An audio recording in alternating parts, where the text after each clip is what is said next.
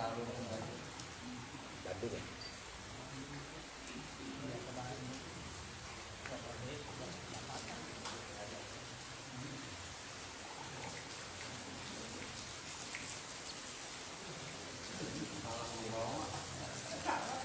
Kalau Sumbawa bukan ini bagus itu sedang orang.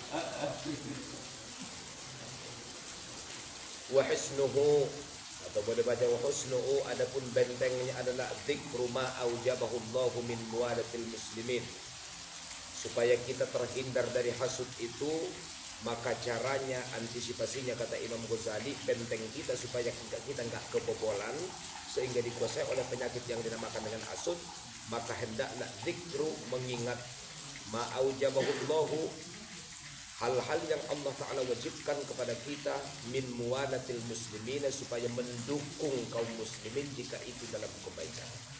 Min muwalatil muslimin, supaya mendukung kebaikan yang dilakukan oleh kaum muslimin. Itu hukumnya adalah wajib. Berarti orang yang berani dengki sehingga dia meminta kepada Allah atau mencita Allah Ta'ala hilangkan, cabut, tanggalkan nikmat itu dari seorang, yang dimana notabene nikmat itu menjadi asbab kebaikan dan kemaslahatan, maka berarti dia mesti melakukan ritualisasi hati. Apa itu maksudnya? Dzikru ma aujaba Allah min muwalatil muslimin. Ingat, mendukung kebaikan itu hukumnya adalah wajib. Mendukung kebaikan itu hukumnya adalah ditekankan oleh Allah Subhanahu wa taala. Wa usnu usni'i, adapun puncak bentengnya adalah dzikru ma azzama Allah min akil mu'min wa rafa'a min qadrihi wa ma lahu minal karamati fil uqubah. Ingatlah ataupun perhatikanlah, merenunglah ma'azzamallahu min haqqil mu'min, betapa atau apa-apa yang telah Allah Ta'ala besarkan, agungkan hak-hak mukmin, wa rafa'a min qadrihi, dan betapa Allah Ta'ala mengangkat derajatnya orang mukmin, wa ma lahu minal karamati fil uqubah. Atau ingatlah, jika kita maksudnya mendukung mereka, maka berarti Allah menyiapkan kemuliaan untuk kita di akhirat kelak setelah kita mati. Itu namanya husnul-husnulnya. Jadi kalau husnul yang pertama enggak mempan, maka ingat husnul-husnulnya, ya kan? Karena benteng pertama, ingat hukumnya wajib kita mendukung. Karena al-mu'minu lil mu'mini kal bunyan yashuddu ba'du ba'd.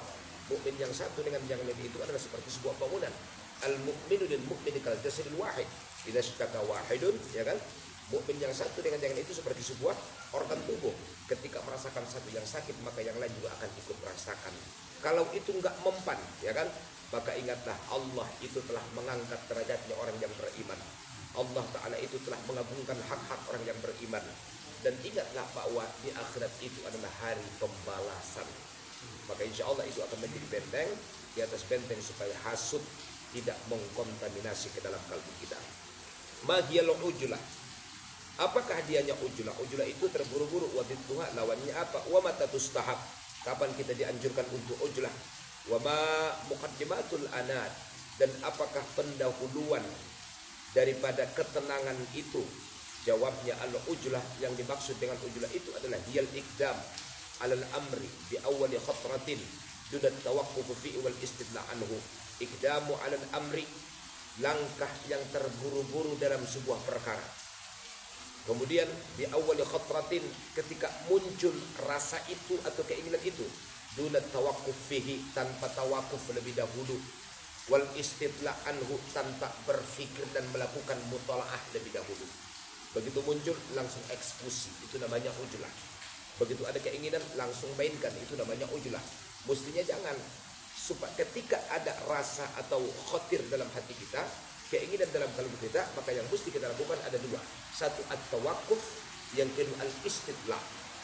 Tawakuf itu berhenti sejenak, pikirkan dulu, ya kan? Karena kalau kita sudah melangkah salah langkah, maka akan menjadi efek yang negatif. Maka tawakuf dulu kita, ambil dulu pendapat-pendapat orang lain, kalau perlu musyawarah lah. Karena ma khaba man istakhara wala nadiba man istasyara. Tidak akan pernah salah pilih orang yang melakukan istikharah, tidak akan pernah salah keputusan orang yang melakukan musyawarah. Itu namanya tawakuf. Jadi nggak terburu-buru di dalam melangkah, nggak langsung eksekusi, ya kan? Wal istidla, atau lakukan mutalaah dulu, lakukan mudzakarah dulu, lakukan penelitian dulu. Kira-kira kalau yang ini efeknya apa, manfaatnya apa, kalau yang ini bagus apa tidak, semua lakukan tawakuf dan istidlah supaya nggak terjadi sifat ujlah. Wa dhidduha, adapun lawan ujlah itu adalah al-anah. Anah itu ketenangan. Wa hiya al-ihtiyatu fil umur, selalu hati-hati dalam segala perkara. Itu namanya anah ataupun ta'anni. Dalam hadis ya, alaikum bit ta'anni wa iyyakumul ujlah. Kamu mesti tenang, jangan terburu-buru.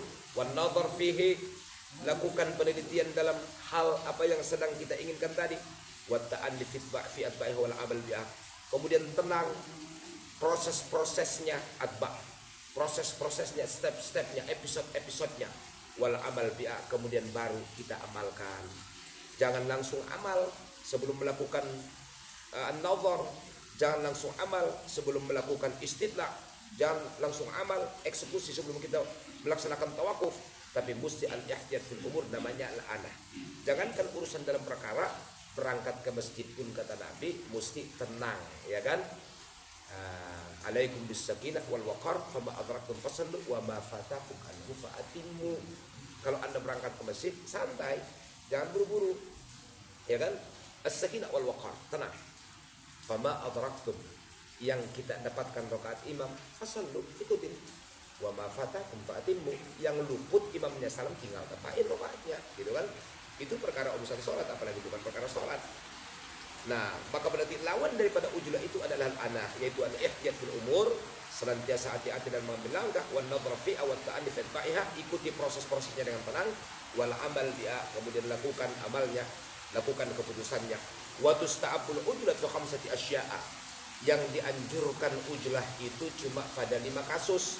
Yang pertama, qaryud dhaifi idza hadara, berkhidmah, melayani, menyuguhkan kepada tamu kalau sudah sampai ke rumah kita. Jangan nunggu, jangan bikin nunggu dia. Apa yang ada silakan disuguhkan, kopi-kopi, teh-teh segala macam, ya kan? Jangan seperti orang Arab dulu, bukan orang Arab ya orang Arab zaman dulu maksudnya. Mereka nggak ngomong tuh kalau nggak ada khidmah, kalau kelamaan tamunya biasanya mereka baca ayat idza adzlama alaihim faqamu. Kalau udah malam, kalau udah gelap pergilah, itu nyuruh pulang biasanya gitu. Nah, ya kan? Makanya orang itu negatifnya. Tapi dalam kitab Fuqaha'ul Majanin karangan Ibnu Qayyim, itu pintarnya orang-orang gila, ya kan? Tapi orang Arab itu akhlaknya sangat luar biasa. Ketika tamunya datang, maka mereka akan menyuguhkan bainal ma'i wal qahwah. Kalau enggak air adalah kopi, dua-duanya akan disuguhkan. Idza kanat bait, kalau tamunya itu mengambil minum, fayadullu ala annahu al-bi'an, maksudnya air putih, maka menunjukkan tamunya itu lapar. Tapi kalau tamunya mengambil kopi yang disuguhkan, fayadullu ala annahu, ya kan, syab'an, menunjukkan tamunya itu dalam keadaan kenyang. Kenapa? Karena kopi enaknya diminum setelah kita kenyang perutnya. Maka itu sebuah alamat untuk mereka, sebuah amarat untuk mereka. Oh, tamu saya lagi lapar, sesegera mungkin akan disiapkan makanan, kemudian dihidangkan, disuguhkan kepada tamu tersebut. Bukan nanya, udah makan belum?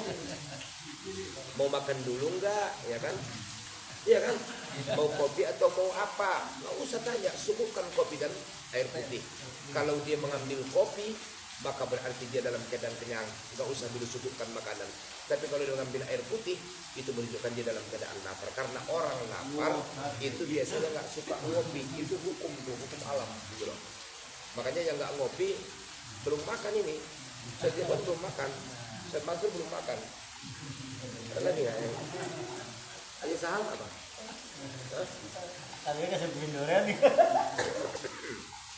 Yang kedua, tajahizul maiti idza mat, menyegerakan tajahizul bait kalau sudah mati. Itu hukumnya tustahab al-ujlah. Yang ketiga, tazwijul bikr idza adrakat, mengkawinkan, menikahkan anak perawan kalau sudah dia dewasa. Qada'ud dain idza wujiba, atau idza wajaba, bayar utang kalau sudah punya atau kalau sudah jatuh tempo. At-taubatu minadz dzambi idza adnaba, taubat daripada dosa sesegera mungkin. Ajjilut taubata qabla al-maut wa ajjilus salata qabla al-faut, segerakan tobat sebelum mati, segerakan salat sebelum habis waktunya. Wa muqaddimatul anad, adapun muqaddimah anad itu langkah awalnya adalah zikru wujuhil khatar fil umuri allati tu'rad insan. Ingatlah supaya kita bisa tenang itu, ingatlah efek zikru wujuhil khatar, datangnya bahaya, kekhawatiran fil umur dalam segala perkara allati tu'ratil insan yang pasti akan menimpa manusia. Ingat, kalau buru-buru ini efeknya bagus, insya Allah akan menang. Itu yang perlu kita ingat. Efek kalau buru-buru bahayanya itu yang pertama. Yang kedua, dzikru ma fin nadhari wa tasabbut min as-salamah. Ingat, kalau kita nazar hati-hati atau anggaplah meneliti lebih dahulu sebelum melangkah, ya kan? Atau kita tasabbut meneguhkan hati terhadap sebuah keputusan.